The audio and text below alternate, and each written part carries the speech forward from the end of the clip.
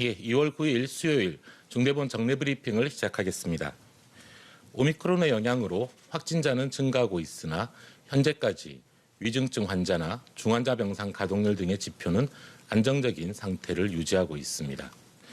60세 이상 고령층이 대부분을 차지하는 위중증 환자 수는 오늘 기준 285명, 200명대를 유지하고 있습니다. 사망자는 하루 20에서 30명 수준이 계속 유지되는 중입니다. 2월 9일 기준 21분의 사망자가 발생하였습니다. 고인의 명복을 빌고 유가족분들에게도 위로의 말씀을 전합니다. 의료체계는 현재 안정적인 상황을 유지하고 있습니다.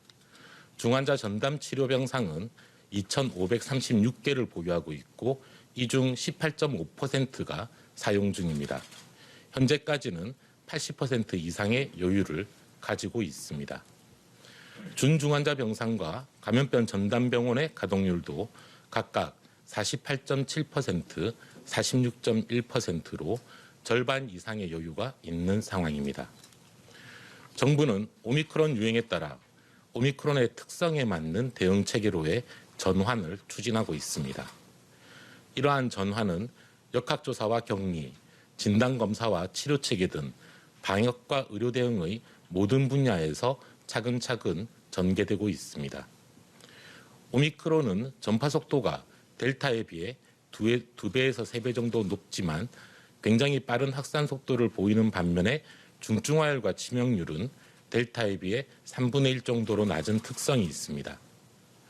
오미크론 확진자 22,703명을 델타 확진자 28,004명과 연령을 표준화하여 비교한 결과 치명률은 델타 0.7%, 오미크론 0.21%로 분석되고 있습니다. 델타에 비해 3분의 1 이하의 치명률이면서 계절 독감의 2배 수준입니다. 연령과 접종력에 따른 치명률 편차도 큽니다. 60세 이상에서 사망의 90% 이상이 발생하고 있고 50대 이하의 대다수는 경증 또는 무증상입니다. 미접종자는 12세 이상의 16%를 점유하고 있지만 지난 8주간 사망의 64.5%를 차지하고 있습니다. 전파 속도는 높지만 치명률은 낮은 특성, 그리고 사망 피해가 60세 이상과 미접종자에 집중되는 점을 고려할 때 우리 대응 체계의 목표도 달라지게 됩니다. 모든 확진자를 다 조기에 찾고 추적하고 전파를 완벽하게 차단하고 의료적 치료를 제공하는 기존의 체계는 자원의 한계상 현실적으로 작동하기 어렵고 사회 경제적 비용도 지나치게 소모됩니다. 또한 의학적인 필요성도 이전보다 많이 떨어집니다. 오미크론에 대응한 방역 체계의 목표는 첫째, 고위험군의 진단과 치료에 집중하여 중증과 사망 피해를 최소화하고 둘째, 의료체계의 과부하와 붕괴를 예방하고 셋째, 사회 경제적인 기능 저하를 방지하는 것입니다. 이러한 목표와 오미크론 특성에 맞추어 대응체계 전반을 하나씩 전환하고 있습니다. 역학조사는 확진자와 가족 등 확실한 접촉자 중심으로 효율화시키고 격리 기간과 대상도 줄였습니다. 보건소 등 방역 역량의 선택과 집중, 그리고 사회적 기능 저하를 방지하기 위한 목적입니다. 진단검사는 중증 위험이 큰 60세 이상과 감염 가능성이 높은 접촉자를 우선적으로 발견하도록 조정하였습니다. 치료체계도 마찬가지로 고위험군에 집중하는 전환이 이루어지고 있습니다. 병상을 계속 확충하여 5에서 10% 입원 치료가 필요한 환자의 입원 치료와 중환자 진료를 원활하게 제공하고 무증상 경증 환자에 대한 재택 치료를 활성화하고 있습니다. 재택 치료도 60세 이상 등 고위험군에 집중하여 이들에 대해서는 먹는 치료제를 빨리 처방하는 체계로 전환하고 있습니다. 특히 오미크론의 진단과 치료에 있어 동네 병원 등 통상적인 우리 의료체계의 참여와 역할을 확대하고 있습니다. 보건소 등 기존의 공공체계와 대형 병원들 이외에 동네 병원들이 환자를 진단하고 치료하는 역할을 점점 더 많이 수행하게 되는 것입니다. 2월 3일부터 시작한 진단검사 체계에 참여하는 동네 병원도 증가하고 있습니다. 오늘 기준으로 호흡기 전담 클리닉과 호흡기 진료 지정 의료기관 등 2,106개소가 이에 참여하고 있습니다. 또한 이번 주부터는 재택치료 중 위험도가 낮은 일반 관리군을 동네 병원에서 진료하는 체계도 도입되기 시작합니다.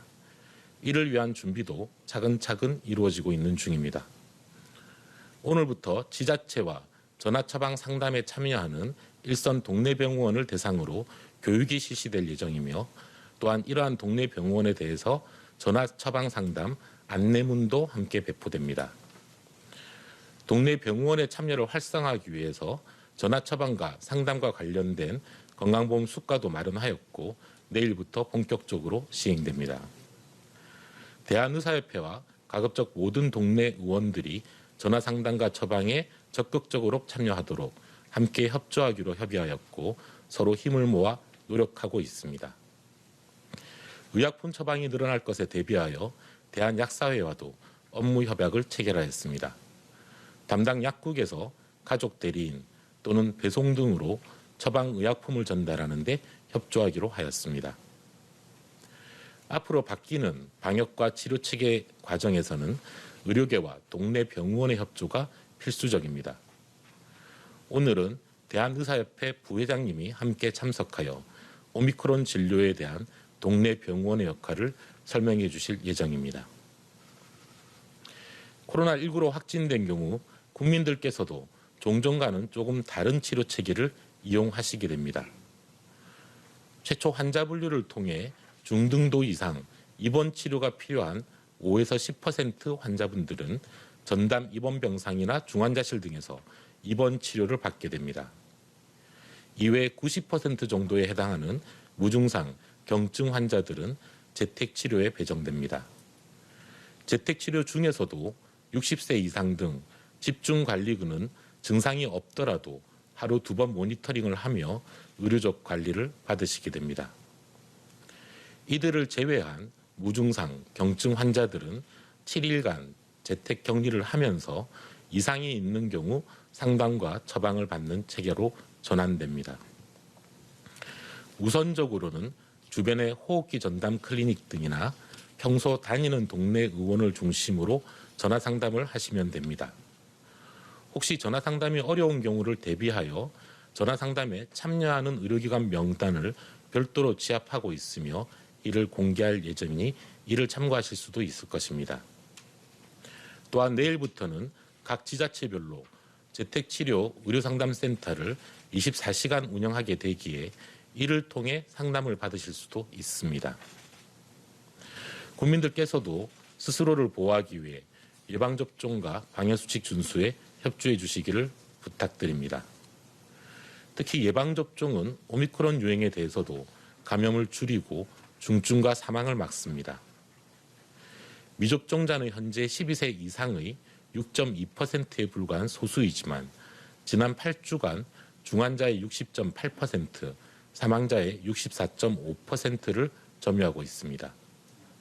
또한 확진자 30만 명의 22.8%를 차지하고 있습니다. 중증 환자와 사망자 중에 미접종자가 차지하는 비중이 절반을 넘어 시간이 갈수록 커지고 있습니다. 중증 사망 위험이 높은 미접종자와 특히 60세 이상 고령층의 감염을 최소화하는 데 오미크론 대응에 성패가 달려 있다고 보고 있습니다. 예방접종을 아직 받지 않으신 분이 있다면 반드시 접종에 참여해 주시기 바랍니다. 특히 60세 이상 고령층 중 접종을 받지 않으신 분들은 본인의 안전을 위해서 꼭 3차 접종을 받아주실 것을 당부드립니다. 미접종자와 고령층의 경우 지금과 같이 대유행이 확산되는 시기에는 일상적인 생활을 조심해 주시기를 부탁드립니다. 사람이 많은 밀폐된 다중시설 이용을 피하시고 KF80 이상의 마스크를 착용해 주시기 바랍니다. 정부도 모든 총력을 다해 방역과 의료체계의 전환을 차질 없이 진행하고 국민들의 일상 회복이 다시 나아갈 수 있도록 최선을 다하겠습니다. 감사합니다.